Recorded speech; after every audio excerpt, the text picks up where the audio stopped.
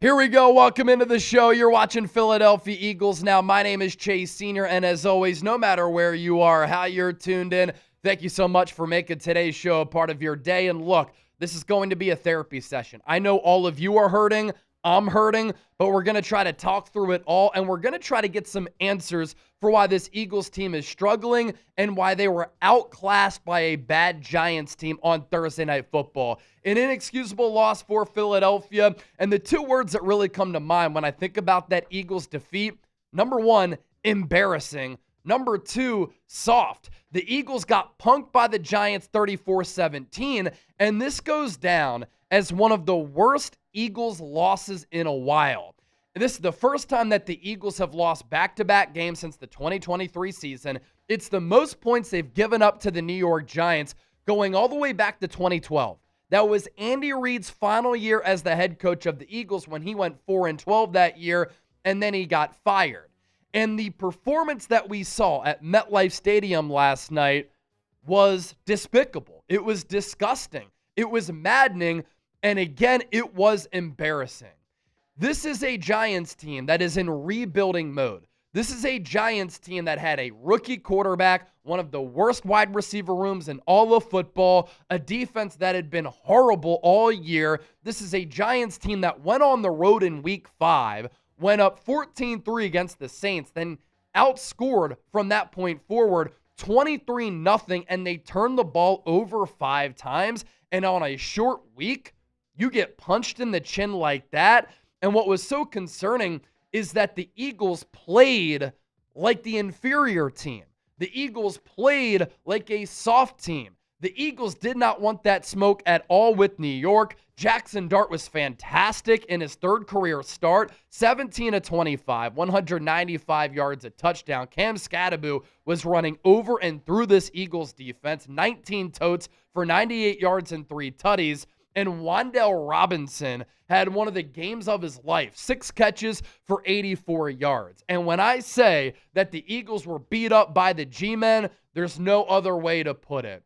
And on offense, defense, and on special teams, this was a collective failure of a loss for the Eagles. 1 of 9 on third down. They only had 73 yards rushing. They had 5 rushing first downs. They gave up 3 sacks, only sacked Jackson Dart twice.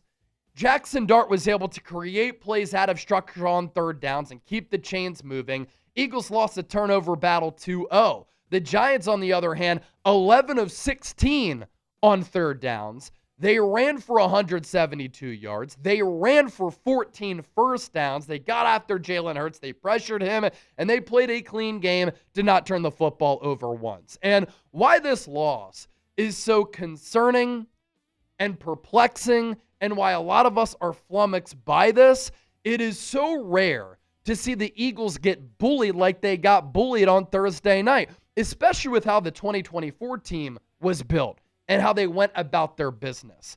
They owned the line of scrimmage, and on offense, on defense, they played a physical brand of football. But last night, that was not the case. The Eagles were incredibly soft. The Giants wanted it more. The Eagles were outclassed, outcoached, out-executed, out-physicaled. And for Nick Sirianni, he is not a scheme guy. And so he needs his teams to do the little things right. He needs his teams to be disciplined and foundationally sound. He needs his teams to execute in all 3 phases. He needs his teams to display effort and to play hard. Nick Sirianni failed, and this loss is certainly on him and how he runs this operation. And the fact that Cam Scudder smelled blood and was able to, with no fear, just run over this Eagles defense, this looked like the 2023 Philadelphia Eagles that was scared of tackling anybody. Philadelphia couldn't stop the run. The third down defense stunk. The third down offense was atrocious. The offense once again had one solid half of football, and Jalen Hurts was bad in this game. And a lot of this defeat is on the Eagles franchise quarterback. And as you look ahead and you think about the current status of the NFC East, you have the Eagles reeling. They're 4-2, but their 4 wins kind of fluky, like a lot of the wins to start the year in 2023. Their 2 losses are certainly perplexing, and we've seen some concerning trends with those losses. The Giants have a lot of juice with Jackson Dart and Cam Scudder. They're a young and up-and-coming team. Jaden Daniels balling with Washington. They just picked up a good win on the road against the Chargers last week. Dak Prescott is playing like an MVP. And right now, when it looked like a couple of weeks ago, when the Eagles got off to that 4-0 start, this was their division trying to become back-to-back NFC East champions for the first time since 2004 because no team has done that inside the division. It was looking like the Eagles could run away with this division. Now, it's looking like the NFC East is wide open.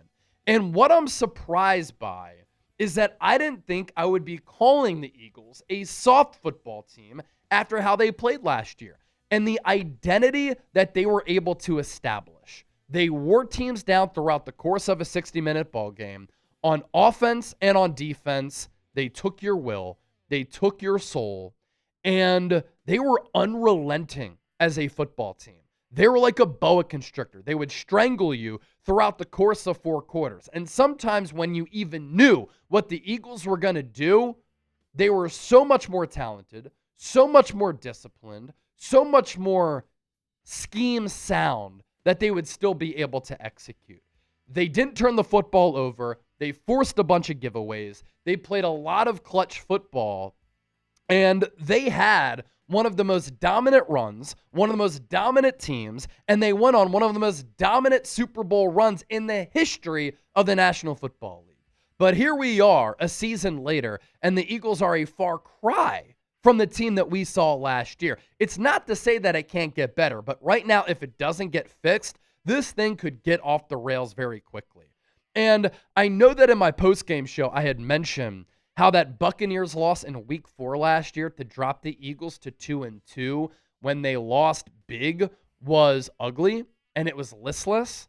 But in that game, Lane Johnson, A.J. Brown, Devontae Smith did not play. You were playing in a tough environment, tough weather conditions.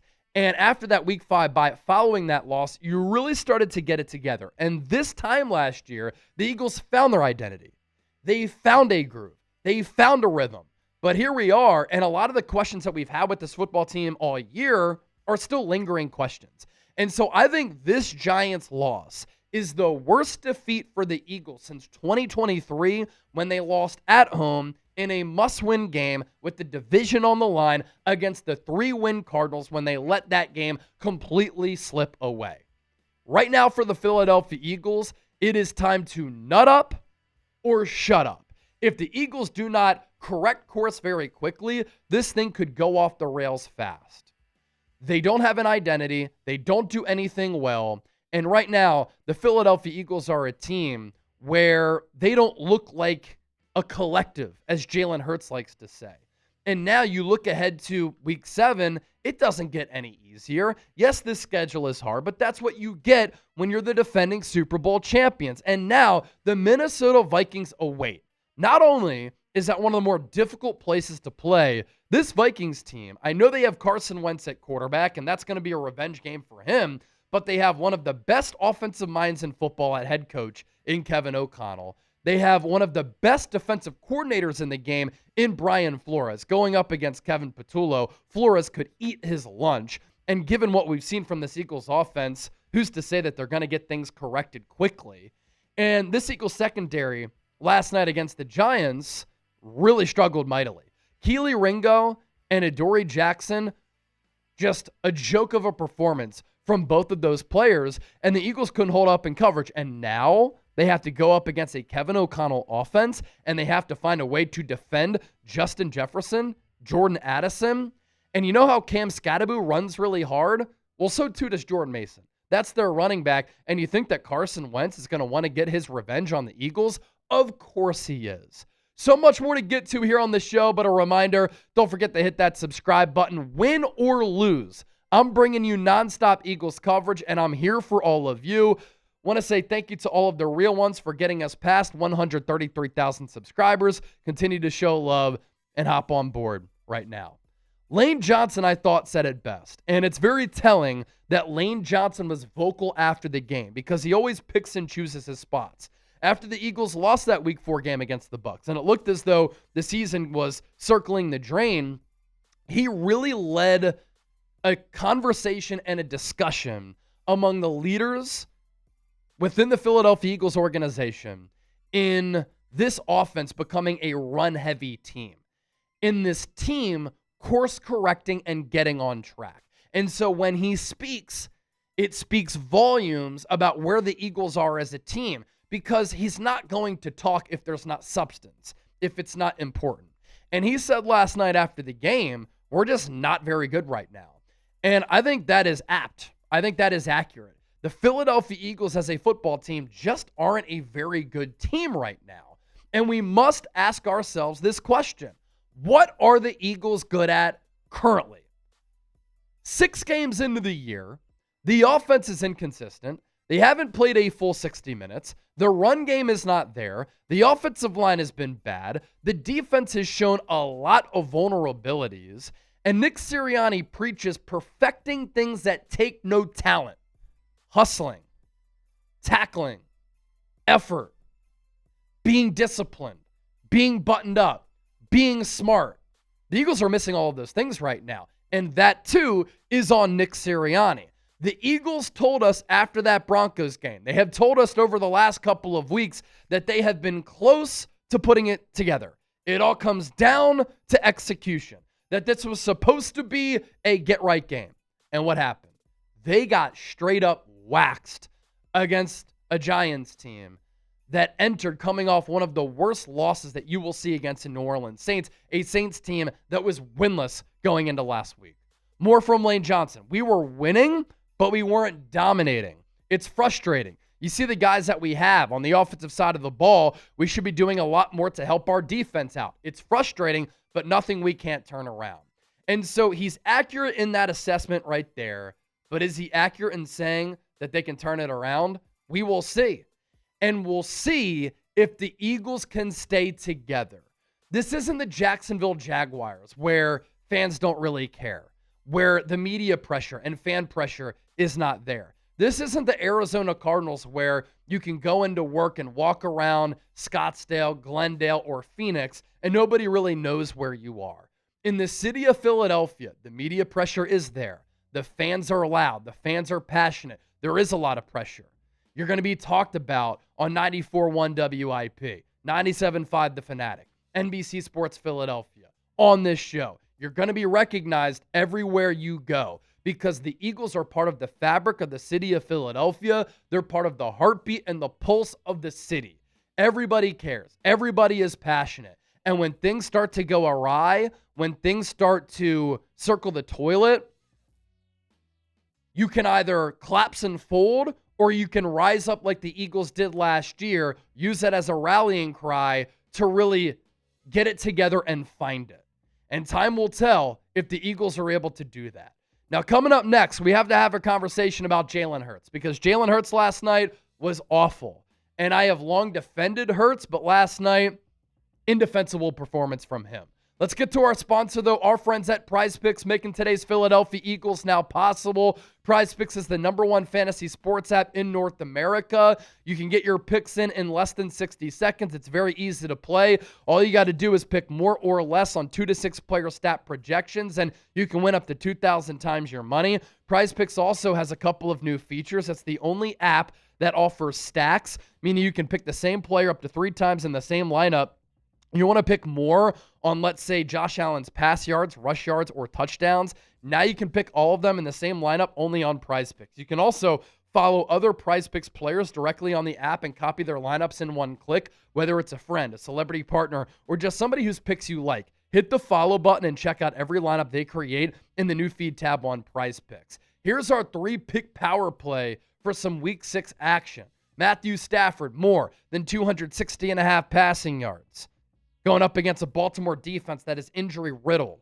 Baker Mayfield, more than 238.5 passing yards, going up against a banged-up Niners defense. And then Jaden Daniels, more than 217.5 passing yards against Chicago. I think that number is really low. Download the PrizePicks app today. Use the code CLNS to get $50 in lineups after you play your first $5 lineup. That's code CLNS to get $50 in lineups after you play your first $5 lineup. PrizePicks, it is good to be right.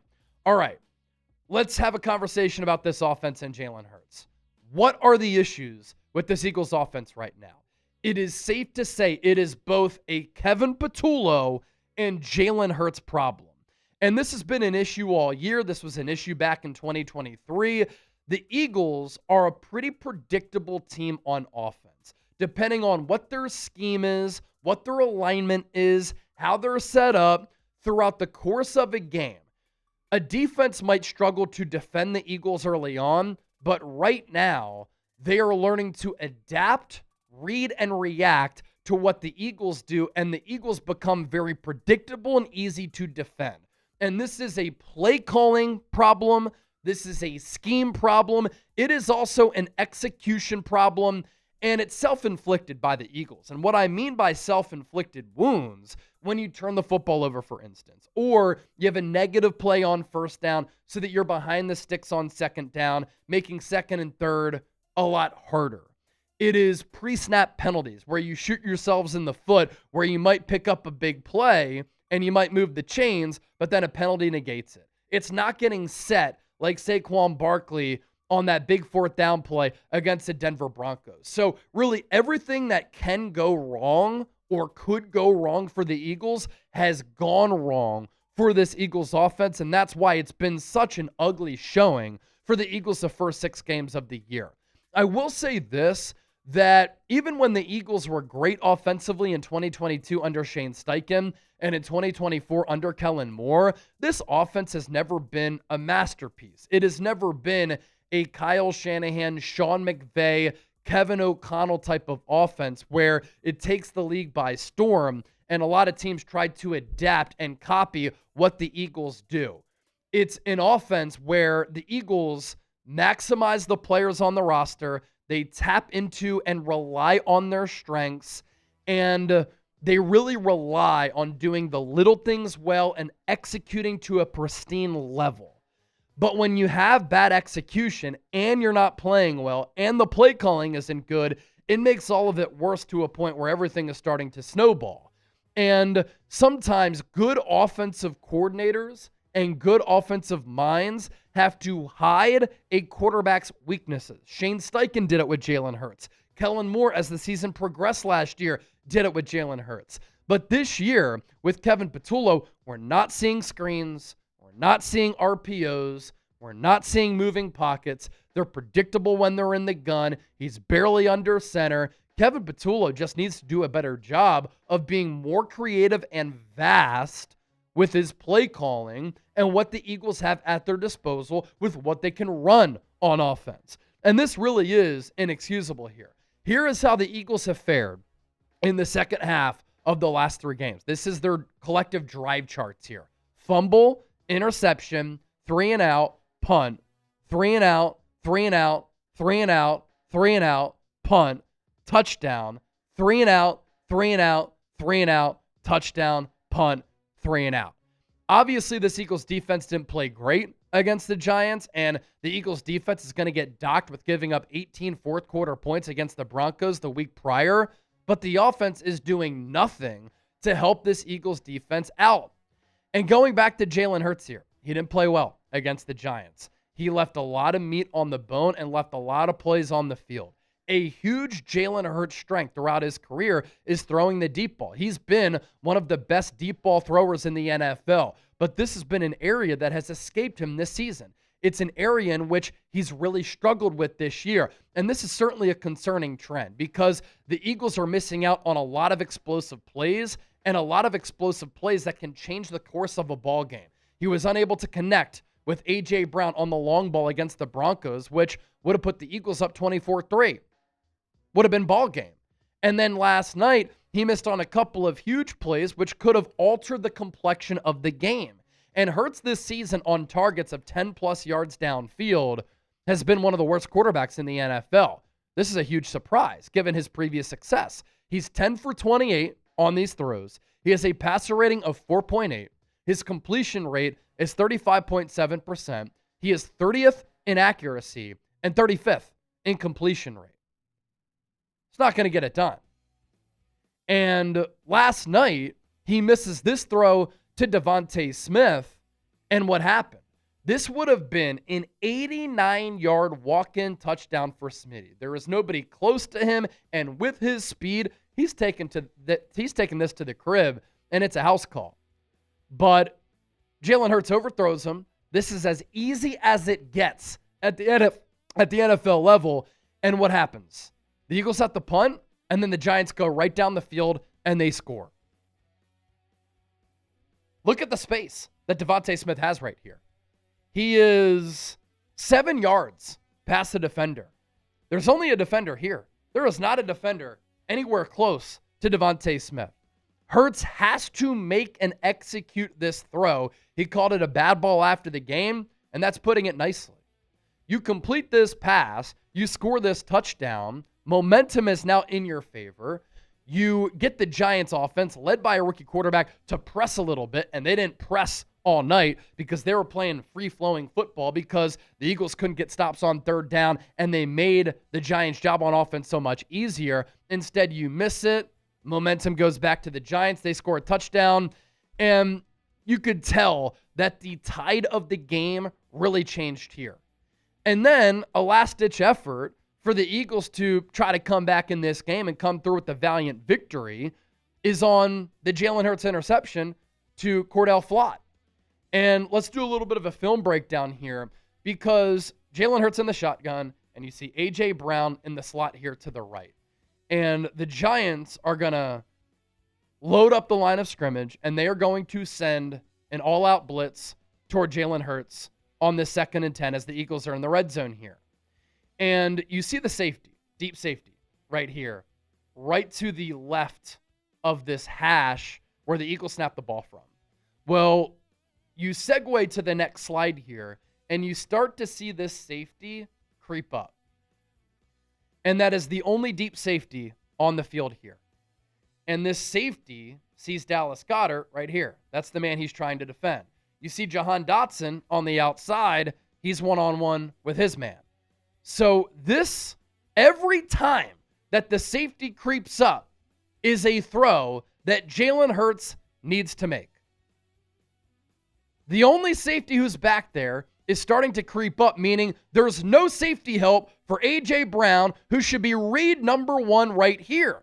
And what's perplexing about this play, it looks like Jalen Hurts is looking at the safety right here. And as the safety starts to creep up, we go to the next slide. Safety comes up to defend Dallas Scudder.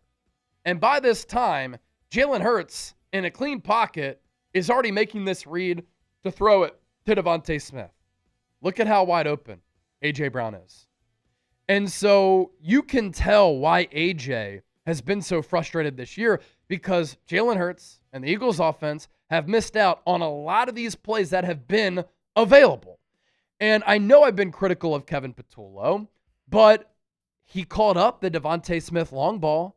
Hurts missed it. He called up this play to A.J. Brown, and Hurts instead throws it to the boundary, inside, when the ball has to be outside, and it's picked off and was nearly a pick six. When Hurts sees the safety starting to approach and get upfield, he has to know, single high safety look, this throw goes to AJ every time. Give him a 50-50 ball at the very least because he's one-on-one with the DB here, and he's going to keep cutting this across the field. This is as easy as it gets. Easy money, and Hurts missed it. So the bottom line here is that Jalen Hurts needs to play better, and he really hurt the Eagles on Thursday Night Football. And I also want to make this point. I'm not saying that the Philadelphia Eagles have a quarterback controversy. I have long defended Jalen Hurts. The Eagles have shown that they can win a Super Bowl with him. He's been a big reason why the Eagles have been to 2 Super Bowls in 3 years, and the man just won Super Bowl MVP back in February, carving up one of the best defenses in the NFL last year against one of the top defensive coordinators in the history of the NFL.